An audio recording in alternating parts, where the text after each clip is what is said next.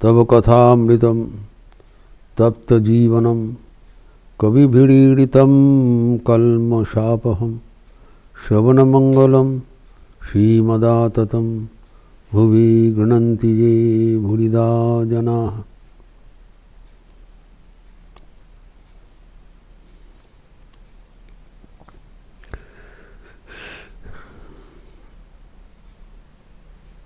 भगवान की कर्मयोग के बारे में भगवद गीता के आधार पर चर्चा हो रहा था। भगवद गीता में श्री कृष्ण कहते हैं, यद्यपि मेरा कोई कर्तव्य कर्म नहीं बचता है, हमें कर्म करने का कोई ज़रूरत नहीं है, ना हमें कुछ पाना बाकी है, हमारा प्राप्तव्य कुछ नहीं है और अप्राप्त भी कुछ नहीं है। हमें सब कुछ मिल गया और जो मिला है उससे और कुछ ज़रूरत नहीं है। There is nothing which is not achieved by me, and there is no desire for repeating, to achieve, for getting more what I have already achieved. हमारे तो ये दो ही कर्म का हेतु बनता है। हमें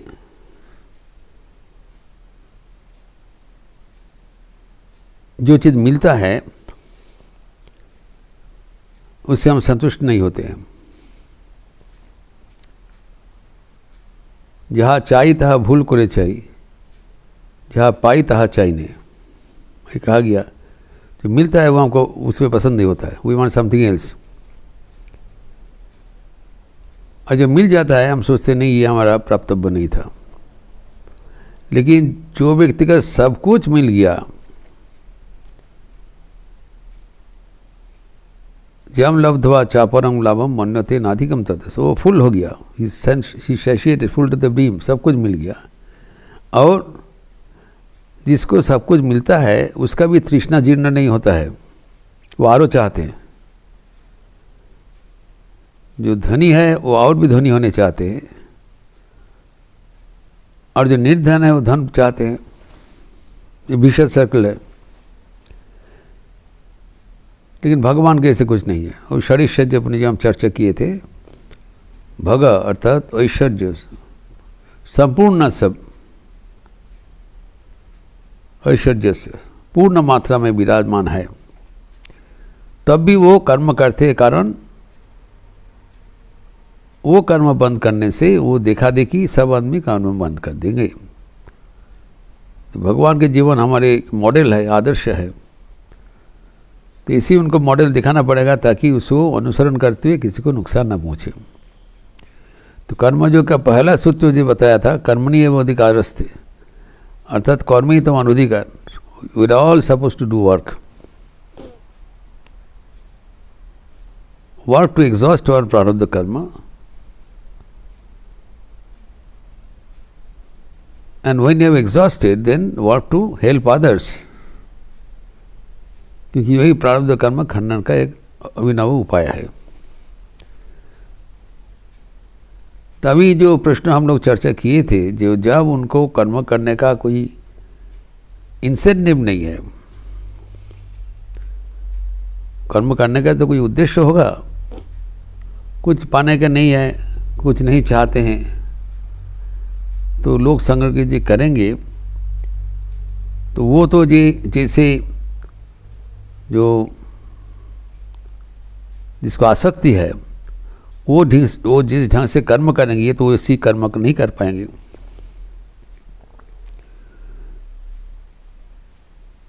स्वामी विवेकानंद कहते हैं,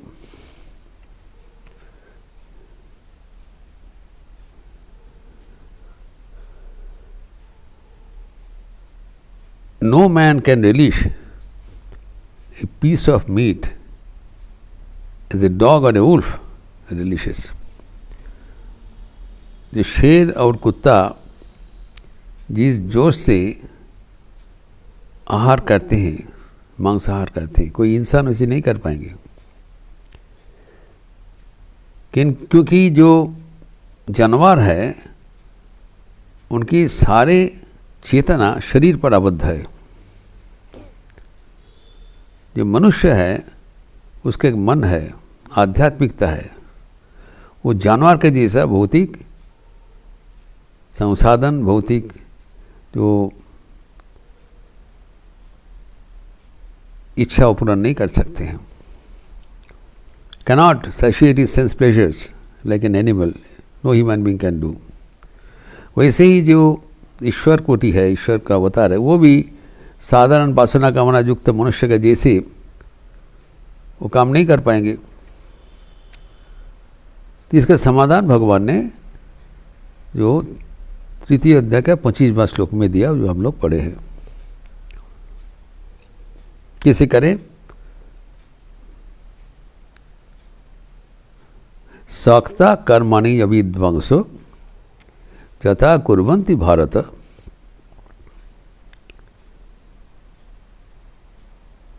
कुर्जाद विद्याम तथा सक्त चिकीर्षु लोक संग्रहम। जो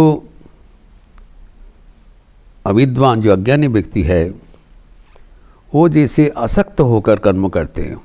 कर्माशक्ति फलाशक्ति है। I am the doer, I want the fruit, मेरे फल चाहिए, मैं ही करता हूँ, ऐसी सोचते हुए जैसे लगन से काम करते हैं। जो ज्ञानी व्यक्ति है वो भी वैसे ही सिंसियरिटी के साथ काम करेंगे, लेकिन अनासक्त होकर।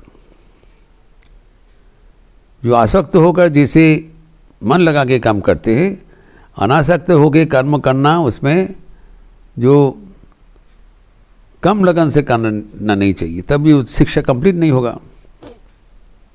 कारण आसक्ति या निरासक्ति से काम नहीं करना। जो उद्देश्य है कर्मणि एवं अधिकार, कर्म करना ही पड़ेगा। जब तक जिंदा है कर्म करना पड़ेगा। अगर हमारा उद्देश्य नहीं है तो कर्म में शिथिलता नहीं आना चाहिए। There must not be slackness. आप आसक्ति से करें या निरासक्ति से करें। तो चैतन्य देव इसको समाधान दूसरे भाषा से दिए हैं। उन्होंने कहा, या प्रीतिर अविवेका नाम विषयानुपायिनी ताम अनुस्मरताम सामे हृदयन्मा पसरपतु। जो अविवेकी है, अविवेकी व्यक्ति जो विषय के प्रति, इंद्रिय सुख के प्रति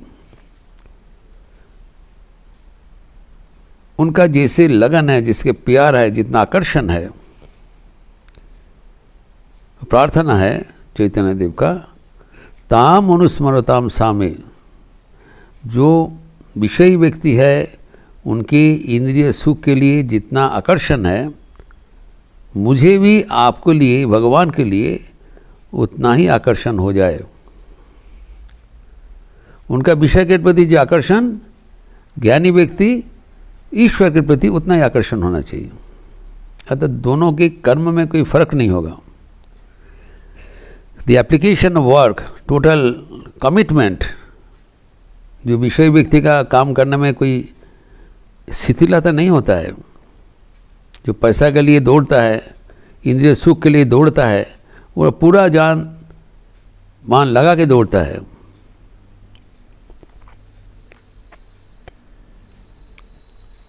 राजा महाराज कहा करते थे कि इम्तिहान के पास करने के लिए जितना शक्ति साधारण व्यक्ति व्यय करते हैं, उससे कम शक्ति से भगवान लाभ हो सकता है। मतलब उतना भी जरूरत नहीं, और उतना करे तो बहुत हो गया। तो ये जो यहाँ पर चैतन्य देव का जो उल्लेख है, जो अविवेकी व्यक्ति है, जो इंद्रिय सुख के लिए जितना प्रीति से, आकर्षण से वो दौड़ता है, जो विवेकी व्यक्ति है वो भगवान के लिए ही उतना ही करे, उतना ही प्रार्थना है, ज़्यादा कुछ नहीं प्रार्थना कर रहे, उतना ही प्रार्थना करे, उससे बन जाएगा।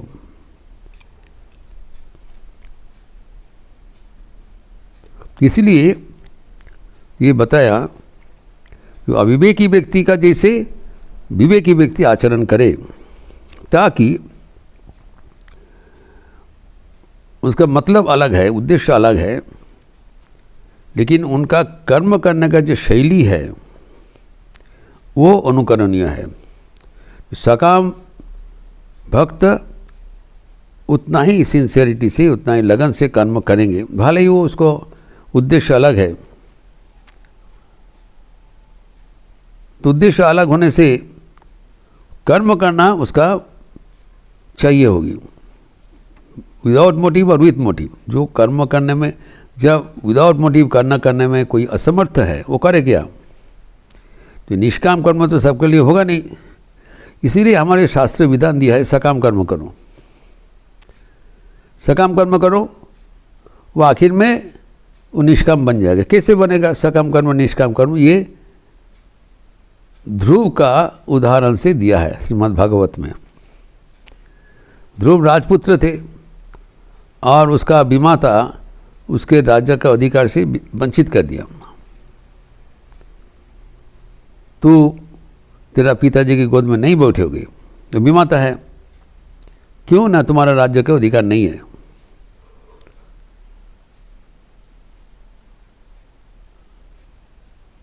तो ध्रुव बहुत दुखी हो गए, तो रोते हुए उनके माता के पास गए। ये कैसे कह रहे हैं, ये तो मेरा पिताजी है। बोला हाँ, लेकिन वो तो हमारा सिंहासन में हमारा भी अधिकार है, हेरिटेज है।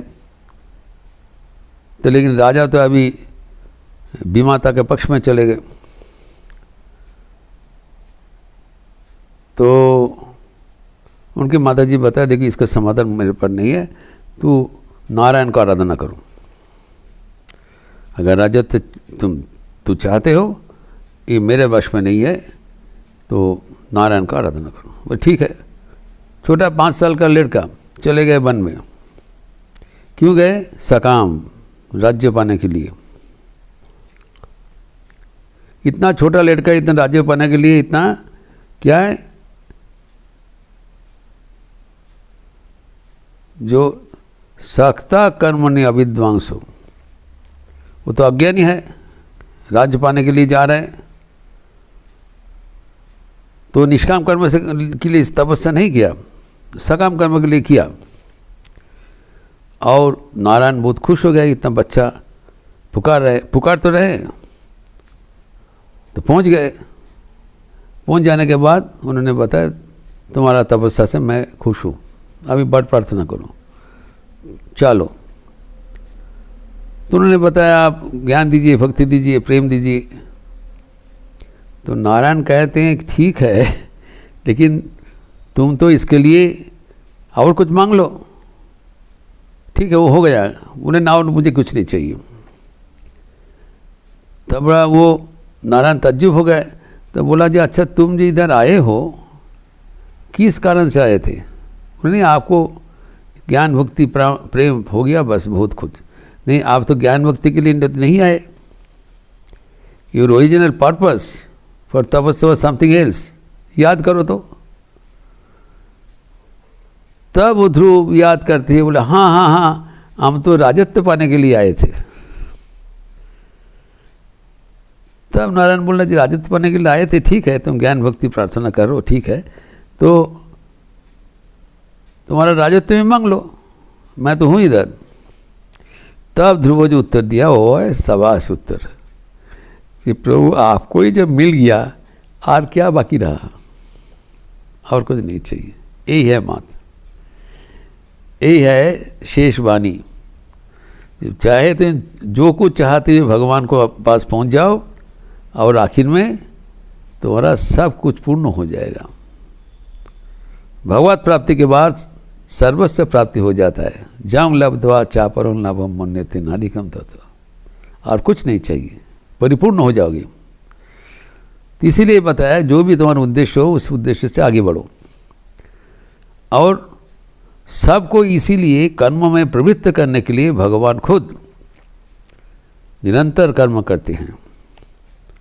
एवं लगता है, जिसे हम श्री माँ शारदा देवी को उदाहरण दिया था, ये एकदम आसक्त होकर कर्म कर रहे हैं, लेकिन बिल्कुल उनका आसक्ति नहीं है, निरासक्त हो। आज बताया न मे पार्थास्ति कर्तव्यम त्रिषु लोकेषु किंचन, हमारा कोई कर्तव्य नहीं है। लोक संग्रह में वापी संपर्शन कर तुम्हारा से, लोक कल्याण के लिए, सबको कर्म में प्रवृत्त करने के लिए, in order to pursue is encourage everyone to do work, ताकि भगवान को जो मॉडल है, आदर्श है, दिखा दे कि हम भी निरंतर कर्म कर सकें। चाहे तो कुछ आसक्ति के साथ जो नहीं सक रहे हैं करें, लेकिन आखिर में वो आसक्ति निरासक्ति में परिणत हो जाएगा। ये है सीधा बात। तो अभी जो चैतन्य देव जी से बोला है, जो अविवेकी व्यक्ति का जैसे विवेकी व्यक्ति उतना ही लगन से भगवान को प्राप्ति के लिए चेष्टा करे, तो वो साधारण व्यक्ति अपने जीवन में कैसे मंगाएंगे। तो भगवान तो ऐसी उदाहरण दिया है, तो ताकि उनको अनुसरण करते हुए हम लोग भी अनासक्त होकर कर्म कर सकें। तो ये भगवान के जैसे तो अनासक्ति होना संभव नहीं है, क्योंकि हमारा भी तो आसक्ति है। तो ये दो किस्म से किया जा सकता है। एक a model of Thakur, another is model of mother. ये कर्मयोग का बारे में, या मैं जो शैली है आर्ट ऑफ डूइंग कर्मा, अगर हम सही ढंग से ये समझ ले, तब हमारा जीवन बहुत आसान हो जाता है। कारण कर्म हमें प्रत्येक को करना पड़ेगा। अगर वो कर्म हम करने का शैली हमें पता चल जाए, we learn the art of work, तब हमारा जीवन बहुत आसानी से लक्ष्य का ऊपर पहुंच जाएंगे। कैसे करना है, क्या करना है तो बता दिया, आसक्त होकर करना है। कैसे करना है उसका जो उपाय यहाँ पर श्री कृष्ण ने बताया, जो हम करते हैं, लेकिन उनको देखकर कैसे किया जाए उसका दो मॉडल दिया है। ठाकुर ने एक उपाय बताया, माँ ने एक उपाय बताया। माँ का मास्टर स्ट्रोक है, इसका विस्तार हम अगले दिन करेंगे। ओम शांति शांति शांति। हरि ओम तत्सत।